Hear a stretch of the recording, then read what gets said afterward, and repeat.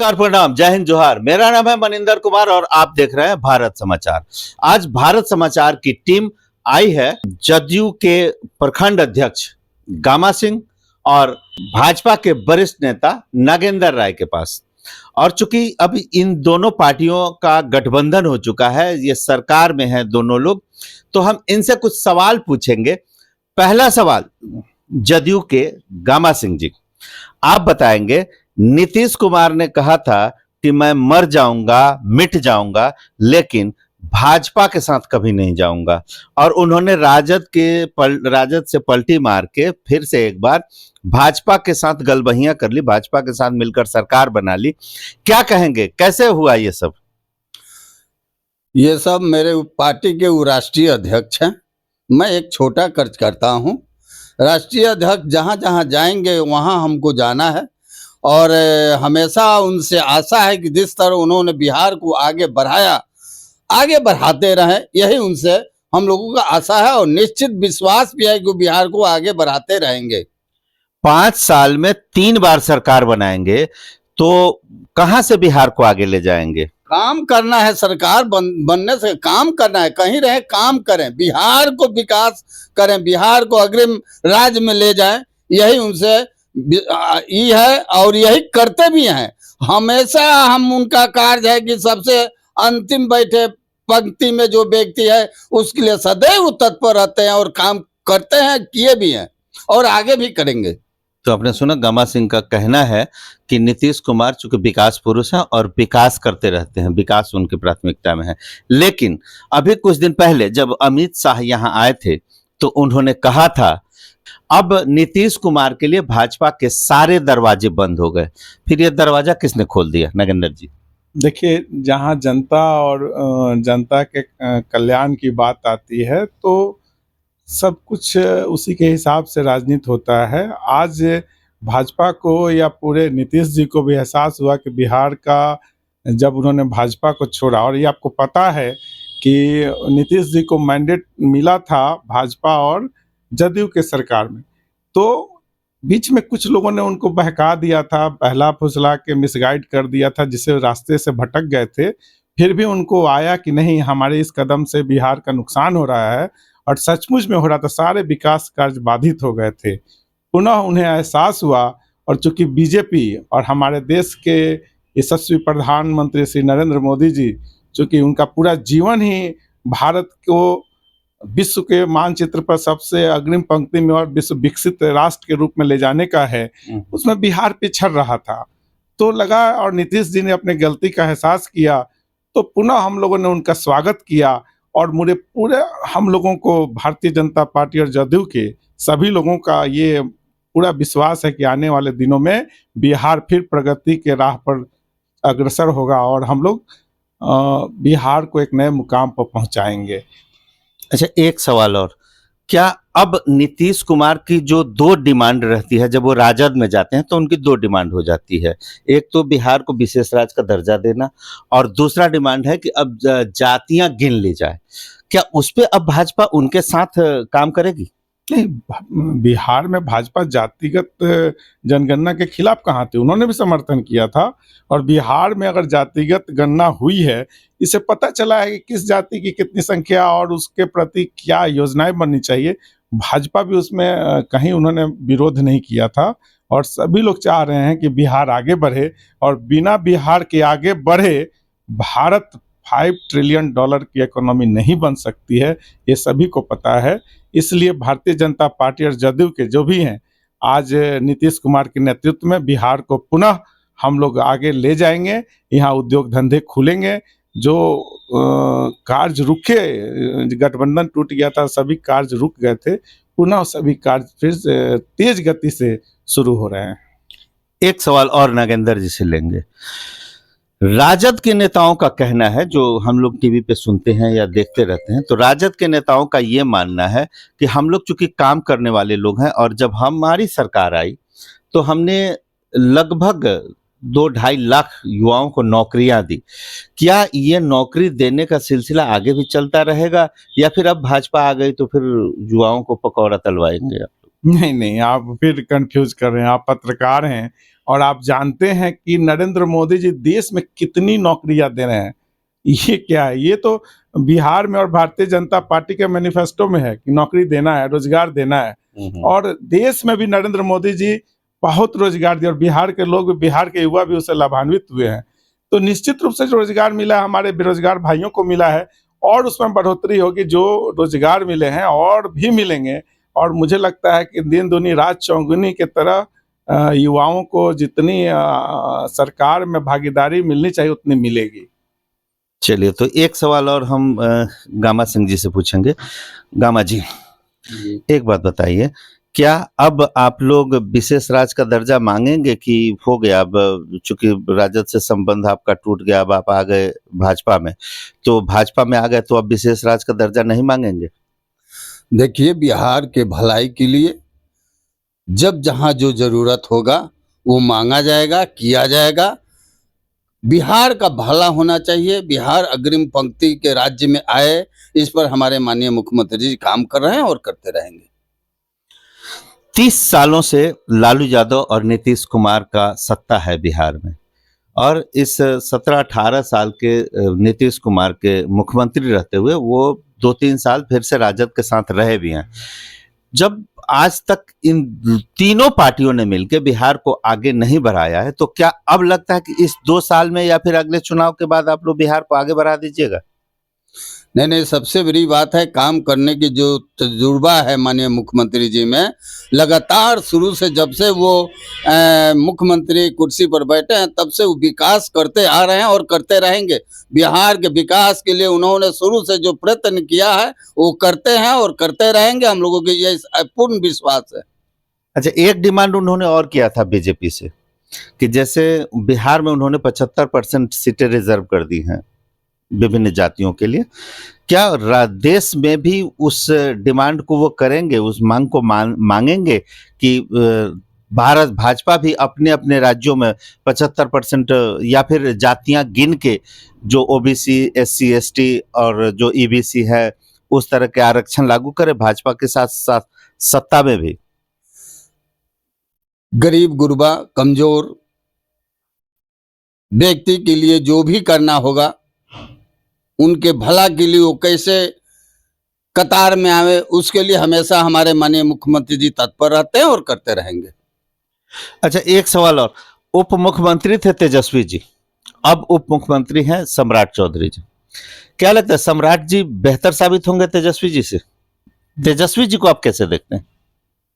तेजस्वी जी युवा हैं और अपने दल के, वो अपने हमारे विरोधी दल के नेता हैं और नए हैं, लेकिन सम्राट चौधरी ने भी पहले अपने को साबित किया है। जब वो शहरी विकास मंत्री थे जीतन राम मांझी जी के मंत्रिमंडल में, तो उन्होंने काफ़ी कुछ काम किया और बिहार में शहरी विकास के नया आयाम स्थापित हुआ उनके समय में। तो काफ़ी तेज तरार युवा नेता हैं और उनका पारिवारिक पृष्ठभूमि भी राजनीति से जुड़ी हुई है, तो अनुभव भी अच्छा खासा है। तो निश्चित रूप से, और भाजपा का उनमें संस्कार है, तो निश्चित रूप से काम होगा। और नीतीश जी को एक अच्छा सहयोगी मिला है, तो पार्टी की तरफ से और हम लोग उम्मीद करते हैं कि बिहार को पुनः हम लोग विकास के पटरी पर दौड़ाएंगे। अच्छा सहयोगी मिला है मतलब तेजस्वी जी अच्छे सहयोगी नहीं थे? नहीं, नीतीश जी ने ही खुद कहा कि काम रुक गए थे, काम कुछ हो नहीं रहा था, सिर्फ बयानबाजी चल रही थी, क्रेडिट लेने की बात चल रही थी। ऐसा नहीं है।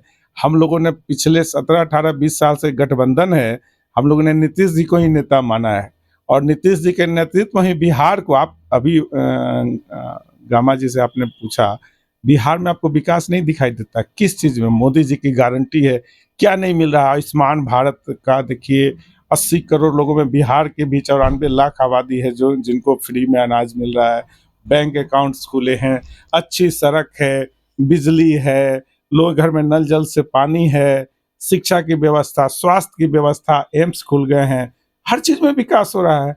अब यहाँ उद्योग धंधे खुलने चाहिए। शाहनवाज जी जब उद्योग मंत्री थे तो यहाँ 100 फैक्ट्रियाँ इथेनॉल की खुलने वाली थी, लेकिन गठबंधन टूटा तो काम रुक गया। उसको तेजस्वी जी ने रोक दिया। नहीं, तेजस्वी जी नहीं रोका, लोगों का भरोसा भाजपा पर है और देश के जो उद्योगपति हैं, निवेशक हैं, वो भाजपा पर विश्वास करते हैं। जब भाजपा यहाँ से गठबंधन टूट गया, उन्होंने हाथ खींच लिया। अब मुझे पूरा विश्वास है, और आप देखेंगे कि मरहौरा में भी इथेनॉल का प्लांट और चीनी मिल का प्लांट, नया प्लांट निश्चित रूप से आने वाले दिनों में बहुत जल्द लगेगा। मैं आपको आपके इस भारत समाचार मीडिया के माध्यम से बताना चाहता हूं, और पूरे विश्वास और होशो हवास में कहना चाहता हूं कि आने वाले दिनों में मरहौरा पुनः औद्योगिक नगरी के रूप में स्थापित होगी। अच्छा, मरहौरा औद्योगिक नगरी के रूप में स्थापित हो जाएगी। मरहौरा से कुछ उद्योग धंधे, हालांकि पहले भी मरहौरा औद्योगिक नगरी थी, उसको बीच में कुछ पॉलिटिक्स और पॉलिटिकल पार्टियों ने जिस तरह से मरहौरा को बर्बाद कर दिया।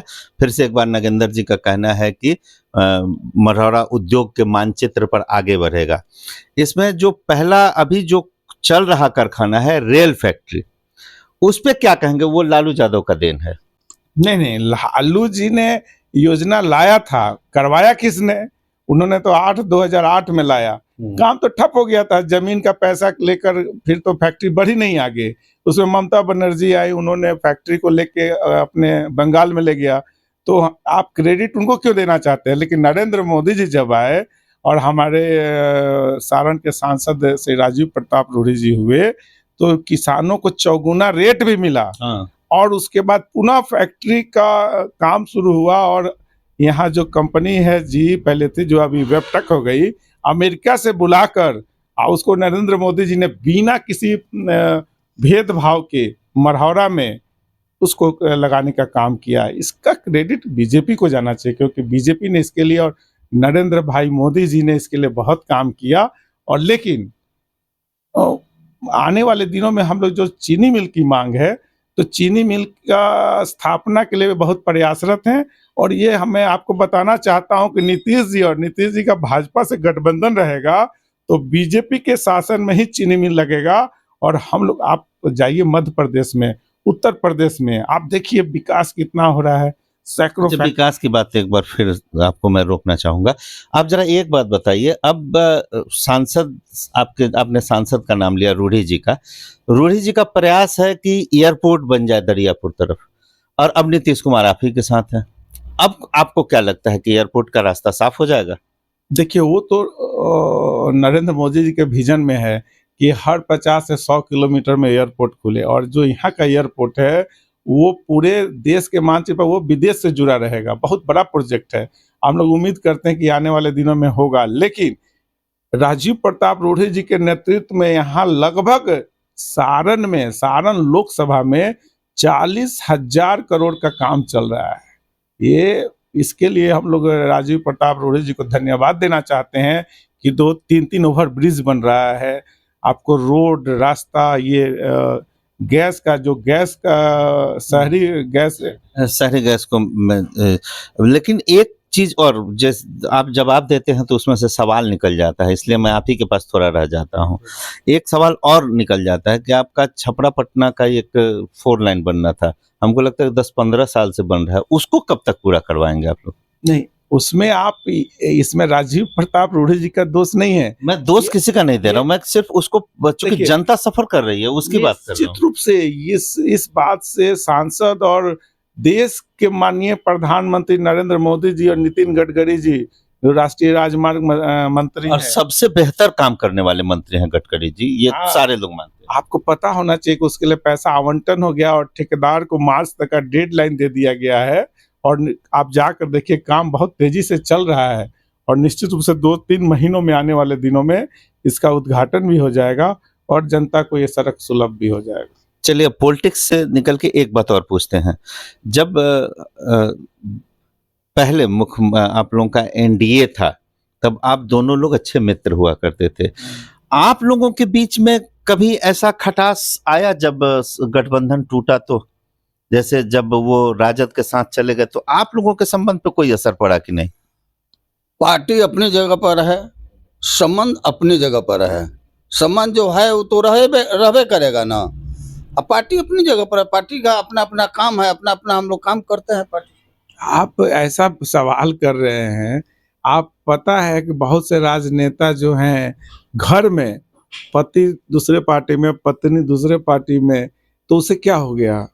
पर रिश्ता और दोस्ती नहीं, मैं और सवाल राजनीति सभी अलग अलग। मैंने जो सवाल पूछा वो ये नहीं था, मैंने ये सवाल पूछा था कि शायद आप लोगों की जो दोस्ती हुई थी वो जदयू और भाजपा में रहने की वजह से हुई थी पहले शुरुआती दिनों में, क्योंकि ऐसा गलत बात है।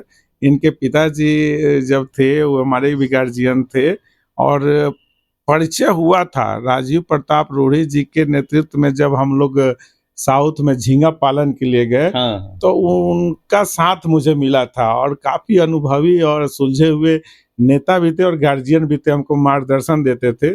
उनसे मुलाकात हुई, बाद में गामा जी से मुलाकात हुई, उस समय ये भी घर पर ही थे तो इनसे मुलाकात हुई। हमको लगा, इनको भी लगा कि हम लोग अच्छे मित्र हो सकते हैं।